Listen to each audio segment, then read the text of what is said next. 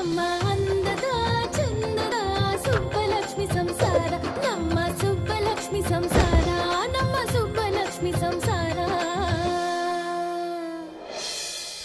ಕಲ್ಕ ನನ್ನ ಮಗನ ಇವತ್ತು ಮೆಚ್ಕೊಂಡೆ ಕಣೋ. ಒಂದಾದ್ರೂ ಒಳ್ಳೆ ಬುದ್ಧಿ ನಿನಗೆ ಇವತ್ತು ಬಂದಿದೆಯಲ್ಲೋ.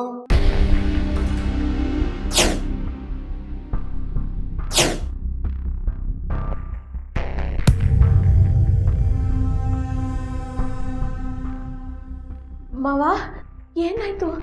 ಯಾಕಿಷ್ಟೊಂದು ಕೋಪ? ಇದು ಬೇರೆಯವ್ರ ಗಿಫ್ಟ್ ಅಲ್ಲ ತಾನೇ? ಗುರು, ನಾವು ಈ ಮನೆಗೆ ಬಂದಾಗ ನಮ್ಮ ಮಗ ಎಲ್ಲಿ ನಮ್ಮ ಕೈ ತಪ್ಪು ಹೋಗ್ತಿದ್ಯಾನು ಅಂತ ಅನ್ನಿಸ್ತಾ ಇತ್ತು. ನಾವು ಕಲಿಸಿದ ಆಚಾರ ವಿಚಾರ ಸಂಪ್ರದಾಯನೆಲ್ಲ ನೀನು ಮರ್ತು ಬಿಟ್ಟಿದ್ದೀಯನು ಅಂತ ಕಳವಳ ಆಗ್ತಿತ್ತು. ಆದರೆ ನೀನಿನ್ನೂ ಈ ಹಾದಿಯಲ್ಲಿ ಅಷ್ಟೊಂದು ಮುಂದುವರೆದಿದ್ದೀಯಾ ಅಂತ ನನಗನ್ನಿಸ್ತಿಲ್ಲ. ಆದರೆ ಮುಂದುವರಿತೀಯ ಅಂತ ಅನ್ನಿಸ್ತಾ ಇದೆ. ಎಚ್ಚೆತ್ಕೊಳ್ಳೋದು ಒಳ್ಳೇದು. ಕಾಲ ಇನ್ನು ಮುಂಚೆ.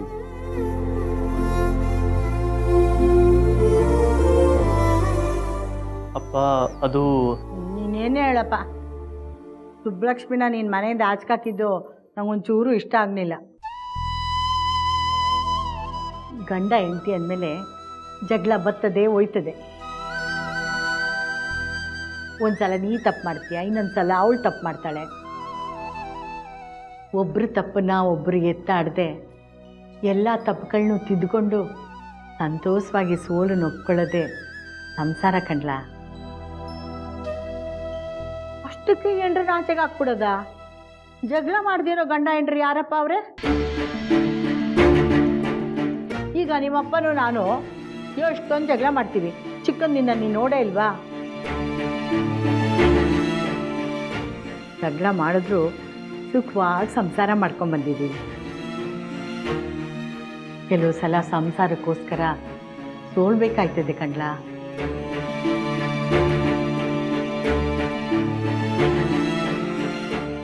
ಹೆಂಡತಿ ಆದವಳಿಗೂ ಒಂದು ಹೆಜ್ಜೆ ಮುಂದೆ ಹೋಗೋದು ಬಿಡಬೇಕು. ಸಣ್ಣ ಪುಟ್ಟ ವಿಚಾರಕ್ಕೆಲ್ಲ ಜಗಳ ಮಾಡ್ಕೊಳ್ಳೋದಲ್ಲ. ಅರ್ಥ ಆಯ್ತಾ? ಏನೋ? ಹಾಂ ಅರ್ಥ ಆಯ್ತು. ಮತ್ತೆ ಯಾಕೆ ಅವಳನ್ನ ಪದೇ ಪದೇ ಹಳ್ಳಿ ಗುಗ್ಗು ದಡ್ಡಿ ಪೆದ್ದಿ ಅಂತೆಲ್ಲ ಹೇಳ್ತಿಯಲ್ಲ, ಅವಳಿಗೆ ಅವಮಾನ ಮಾಡ್ದಂಗೆ ಆಗೋದಿಲ್ಲ? ಗಂಡ ಹೆಂಡ್ತಿರು ಅಂದರೆ ಬರೀ ಒಬ್ಬರನ್ನೊಬ್ರು ಪ್ರೀತಿ ಮಾಡೋದಲ್ಲ, ಒಬ್ರಿಗೊಬ್ರು ಗೌರವನೂ ಕೊಡಬೇಕು. ಆದ್ರೆ ಅಮ್ಮ ಅವ್ರು ಮಾತಾಡೋ ರೀತಿ ನಡವಳಿಕೆ ಹೇಳು. ಅಲ್ಲ ಸರಿ ಅನ್ಸಲ್ಲ ಅಪ್ಪ. ಏನಾಗೈತಪ್ಪ ಅವಳಿಗೆ? ಯಾಕಪ್ಪ ಸರಿ ಅನಿಸ್ತಿಲ್ಲ? ಹಳೆದನ್ನೆಲ್ಲ ಮರ್ತು ಬಿಟ್ಟಿಯ ನೀನು? ನೀನು ಇಲ್ಲಿಗೆ ಬಂದೆ, ಇಲ್ಲಿಗೆ ಬೇಕಾದಾಗೆ ಚೇಂಜ್ ಆಗಿದ್ದೀಯಾ, ಇಲ್ಲಿನ ಥರನೇ ಮಾತಾಡ್ತಿದ್ದೀಯಾ. ಅದ್ರ ಬಗ್ಗೆ ನನಗೆ ಯಾವ ಪ್ರಾಬ್ಲಮ್ಮು ಇಲ್ಲ, ಸಮಸ್ಯೆನೂ ಇಲ್ಲ. ಮನುಷ್ಯ ಅಂದಮೇಲೆ ಅವನು ಹೋದ ಕಡೆ ಅಲ್ಲಿನ ವಾತಾವರಣಕ್ಕೆ ಬದುಕಲೇಬೇಕು.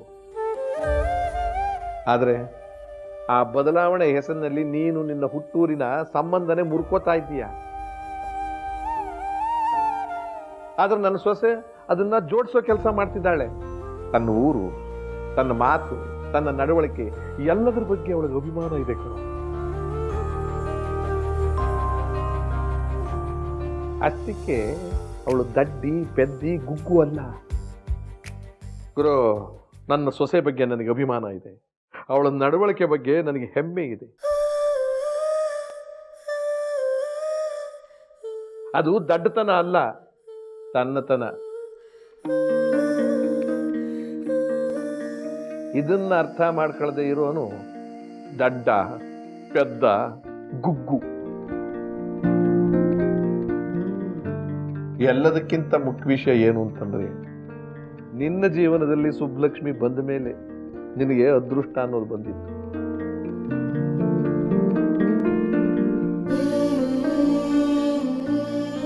ಹೌದಲ್ವಾ? ಅದಕ್ಕೆ ಹೆಂಡತಿನೇ ಮನೆ ಮಹಾಲಕ್ಷ್ಮಿ ಅಂತ ಹೇಳೋದು ಕಣೋ. ಮಾವ, ಡಬ್ಬಿ ರೆಡಿ ಆಗೈತೆ. ಹಾ ಬಂದೆ.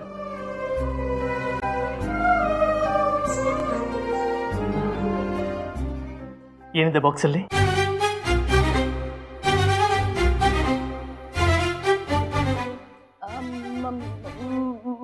ಮಸಾಲ ರೊಟ್ಟಿ ಚಟ್ನಿ ಮಾಡಿದ್ನಿ.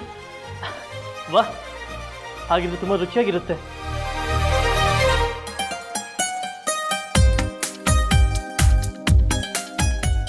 ಅದರಲ್ಲೂ ನಿನ್ನ ಕೈ ಅಡುಗೆ ಅಂತೂ ತುಂಬ ರುಚಿಯಾಗಿರುತ್ತೆ. ಹೋಗ್ತೀನಿ. ಸಾರಿ, ಹೋಗಿ ಬರ್ತೀನಿ ಅನ್ಬೇಕಲ್ವಾ? ಅಪ್ಪ, ಹೋಗಿ ಬರ್ತೀನಿ. ಅಮ್ಮ, ಬರಲಾ? ನನ್ನ ಬ್ಯಾಗು.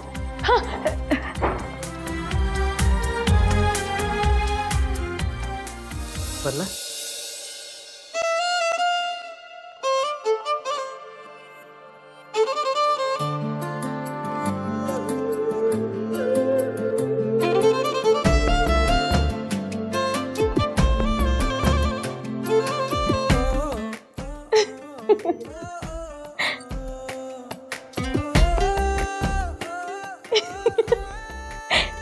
ಯಾಕವ ನಗ್ತಾ ಇದೀಯಾ? ಅತ್ತೆ, ಮಾವಯ್ಯ, ನೀವಿಬ್ರು ಇಲ್ಲಿಗೆ ಬಂದ್ಮೇಲೆ ಇಲ್ಲಿ ತುಂಬಾನೇ ಬದಲಾವಣೆ ಆಗೈತೆ. ಅದೇನೋ ಮ್ಯಾಜಿಕ್ ಅಂತಾರಲ್ಲ, ಆ ಥರ. ಎಷ್ಟೋ ದಿನಗಳ ಮೇಲೆ ಮಾವ ಆಫೀಸ್ಗೆ ಹೋಗಕ್ ಮುಂಚೆ ನನ್ನನ್ನು ತುಂಬಾ ಪ್ರೀತಿಯಿಂದ ಮಾತಾಡ್ಸೋಗವ್ರೆ. ನೀವಿಬ್ರು ಇಲ್ಲೇ ಇದ್ಬಿಡಿ. ಮನೇಲಿ ದೊಡ್ಡವರು ಅಂತ ಇದ್ರೆ ಎಲ್ಲ ಚೆನ್ನಾಗಿರ್ತೈತೆ.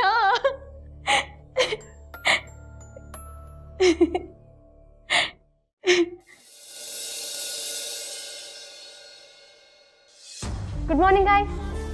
Good morning Yashu. Good morning Jenny. Good morning ma'am.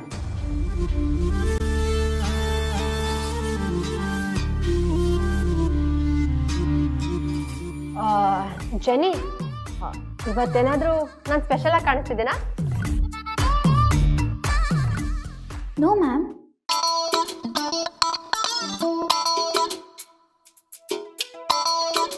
Now?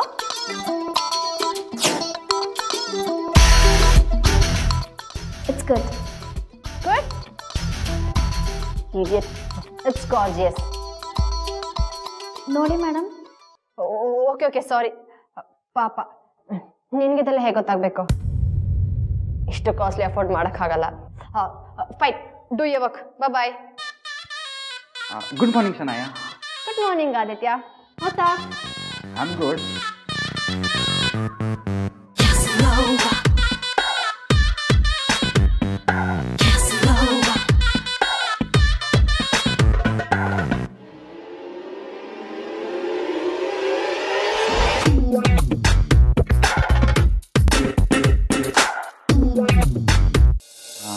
ಈ ಲಾಕೆಟ್ ನಿಮಗೆ ತುಂಬ ಚೆನ್ನಾಗಿ ಕಾಣಿಸ್ತಿದೆ.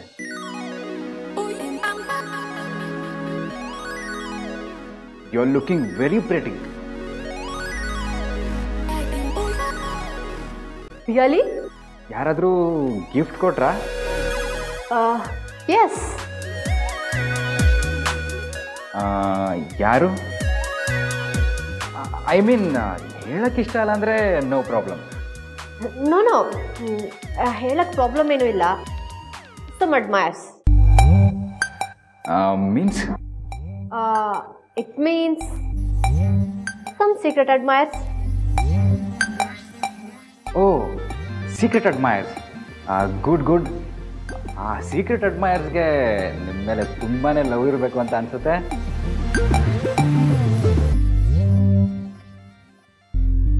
What? ಬಿಕಾಸ್ ಈ ಲಾಕೆಟ್ ತುಂಬ ಎಕ್ಸ್ಪೆನ್ಸಿವ್. ಆ ಥರ ಕಾಣಿಸುತ್ತೆ. Yes, absolutely. It's pretty expensive. Yeah. Oh, sorry. I forgot to post in Facebook. Just a minute.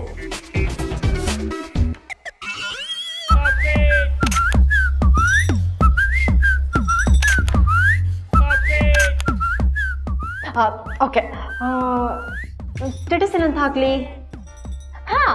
New day with the new locket. Nice post ಯಾರ್. Yes. ನೈಸ್ ಅಷ್ಟೇ ಅಲ್ಲ, like ಮಾಡು. Like ಮಾಡೋದಕ್ಕೆ ನಾನಿನ್ನ ಫ್ರೆಂಡೇ ಆಗಿಲ್ವಲ್ಲ. ಐ ಮೀನ್ ಫೇಸ್ಬುಕ್ಕಲ್ಲಿ. Oh ಶ್ಯಾ, you do one thing, request ಕಳ್ಸಿರು, I will see whether accept or not ಅಂತ. Raju, good morning sir. Shanaya, come to my cabin, ಮಾತಾಡಬೇಕು. Okay boss. Aditya, please hold this no. Yeah sure.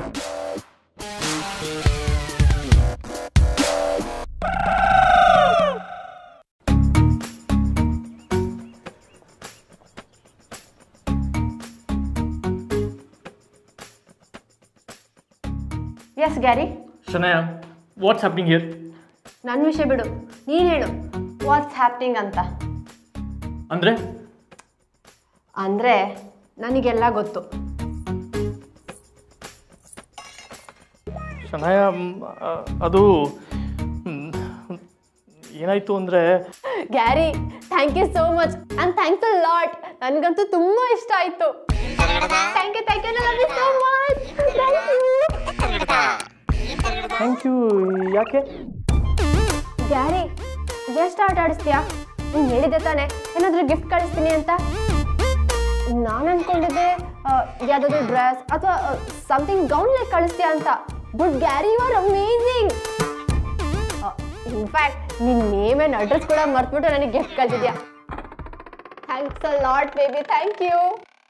ಶನಯ, ನಿಜ ಏನು ಅಂದರೆ... ನಿಜ ಏನು ಅಂದರೆ ನಿನಗೆ ಗೊತ್ತು ನನಗೇನು ಇಷ್ಟ ಅಂತ. ಸಿ, ಹೇಗೆ ಕಾಣಿಸ್ತಿದೆ ಅಂತ. ಪ್ರಿಟಿನೋ?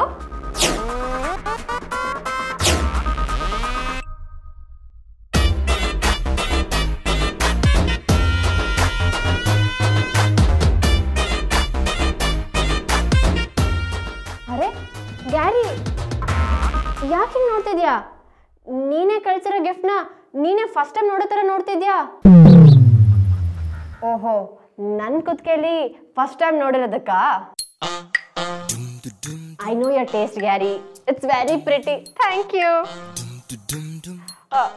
ಬಟ್ ಆದರೆ ಗ್ಯಾರಿ, ನನಗೆ ಒಂದು ಅರ್ಥ ಆಗ್ತಿಲ್ಲ. If in case it's about me and you, it should be S and G, right? But why S and A? Shanaya ಅಲ್ಲನಂತನಾ? ಗ್ಯಾರಿ, ಏನಾಯ್ತು? ಯಾಕೆ ಹಿಂಗೆ ನೋಡ್ತಿದ್ಯಾ? ಆ್ಯಕ್ಚುಲಿ ಬೇಬಿ, ನನ್ನ ಕೋಪ ಹೋಗ್ತದಕ್ಕೆ ತಾನೆ ಇದು ನೀನು ಕಳಿಸಿದ್ದು. ಆ್ಯಕ್ಚುಲಿ ಗ್ಯಾರಿ, ಈಗ ನೀನು ನಾಟಕ ಮಾಡಬೇಡ, ನನಗೆ ಮತ್ತೆ ಕೋಪ ಬರುತ್ತಷ್ಟೇ. ಇಲ್ಲ ಬೇಬಿ, ಅದಕ್ಕೆ ಕಳಿಸಿದ್ದು.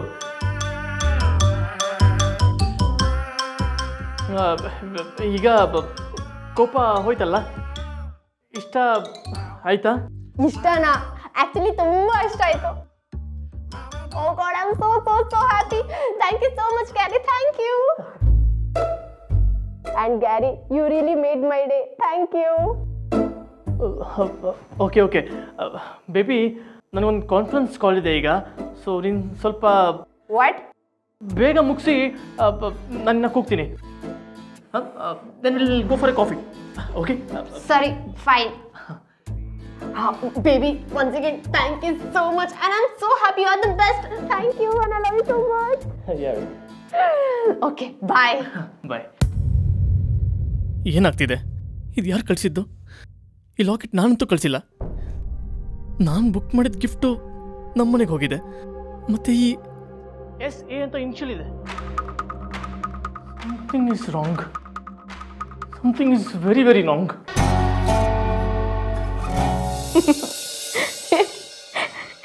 ರೇವತಿ, ನನಗೊತ್ತು ತಲೆ ಗಿರ್ರ ಅಂತ ತಿರುಗ್ತೈತೆ. ನಿಂಗೆ ಹೇಳೋಣ ಅಂದ್ರೆ ನೀನು ಈ ಕಡೆಗೆ ಬರಲೇ ಇಲ್ಲ. ಇದೇ ಮೊದಲನೇ ಸಲ ಅವ್ರು ನಂಗೆ ಇದನ್ನ ಕೊಡ್ಸಿದ್ದು, ಗೊತ್ತಾ? ಸುಬ್ಲಕ್ಷ್ಮಿ, ನಂಗೆ ಯಾಕೋ ಇನ್ನೂ ಇದ್ರ ಮೇಲೆ ನಂಬಿಕೆ ಬರ್ತಾ ಇಲ್ಲ. ಕಣ್ಣಿಯದುರ್ಗೆ ಐತೆ, ನಂಬಕ್ಕಿಲ್ಲ ಅಂದ್ರೆ ಏನರ್ಥ? ಆದ್ರೂ ಈ ಬಣ್ಣ ಏನ್ ಸಂದಕೈತಲ್ವಾ? ಎಲ್ಲದನ್ನೂ ಇಷ್ಟು ಹಗೂರವಾಗಿ ತಗೋಬೇಡ ಸುಬ್ಲಕ್ಷ್ಮಿ. ಮುಂದೊಂದಿನ ಜೀವನ ತುಂಬಾ ಭಾರ ಅನ್ಸ್ಬಿಡತ್ತೆ. ಹಂಗಂದ್ರೆ ಸರಿ, ಈಗ ಹೇಳು, ನೀನ್ ಮನೇಲೇ ಇರ್ಬೇಕಾದ್ರೆ ನಿನ್ ಗಂಡ ಯಾಕೆ ಗಿಫ್ಟ್ ಅನ್ನು ಕೊರಿಯರ್ ಮಾಡ್ದ? ಅದು ಅವ್ರ ಅಪ್ಪ ಅಮ್ಮ ಮನೇಲೇ ಇರ್ಬೇಕಾದ್ರೆ.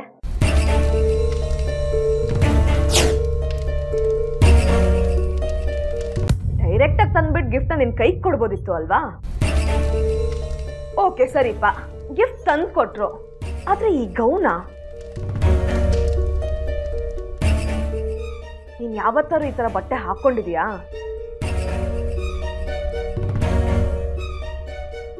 ಇಲ್ಲ. ಮತ್ ಯಾಕೆ ತಂದು ಕೊಟ್ರು? ಅದು ಬೇರೆ ಸ್ಮಾಲ್ ಸೈಜ್.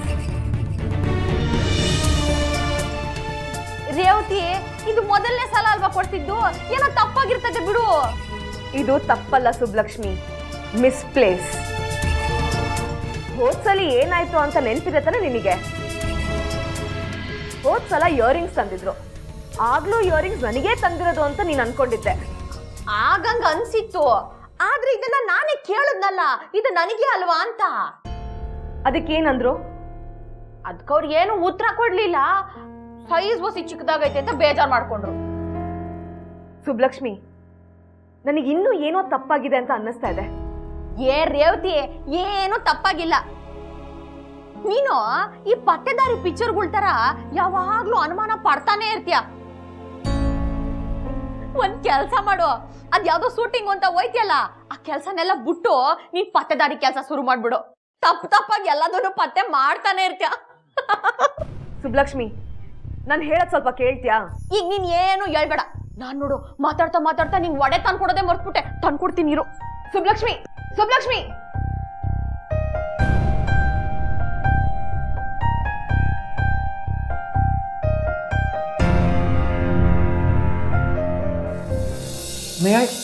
ಆನಂದ್, ಒಳಗೆ ಬಾ.